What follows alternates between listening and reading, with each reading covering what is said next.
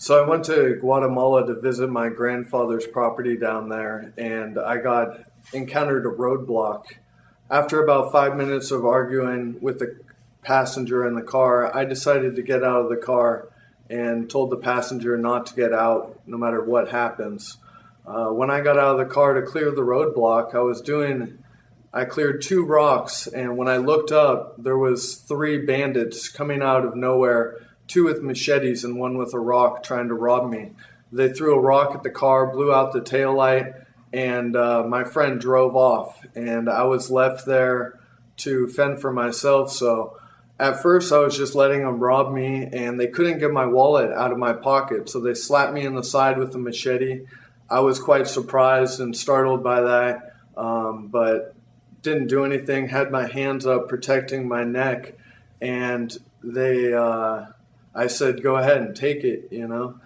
It went on a little bit longer than they planned, and so what happened is the guy who had the rock originally grabbed another rock and ran over towards me. First I thought he was going to throw it at me, so I'm ducking behind these people, and then it got apparent to me that he wasn't going to throw it, he was going to bash my head in it. I got a vision that my head swelled up, and then again it popped, and so instinctually I reached over the guy's hand next to me, grabbed the machete, struck the guy who had the rock under his arm as he had his hand up about to strike me with the rock. He dropped, and then the guy to my left hit me on the right side of my head with his machete.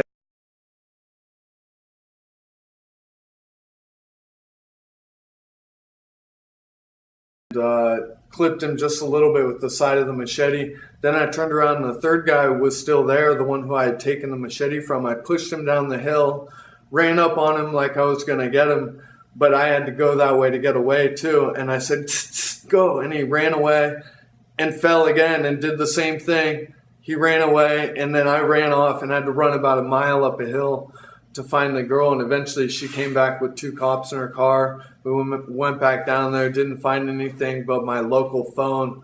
So I ended up losing my iPhone, my passport, and found my local phone and kept my wallet.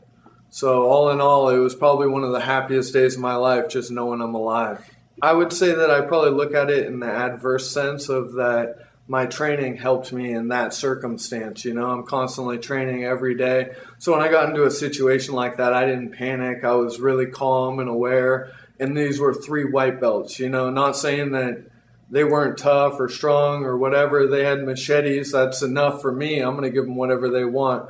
But obviously, having trained so long, when it came down to it, I was way more prepared than they were for what was happening. And how does that experience affect your training now and the way you fight in the ring now, or the way when you roll around the mat? Does that come into play at all, that experience?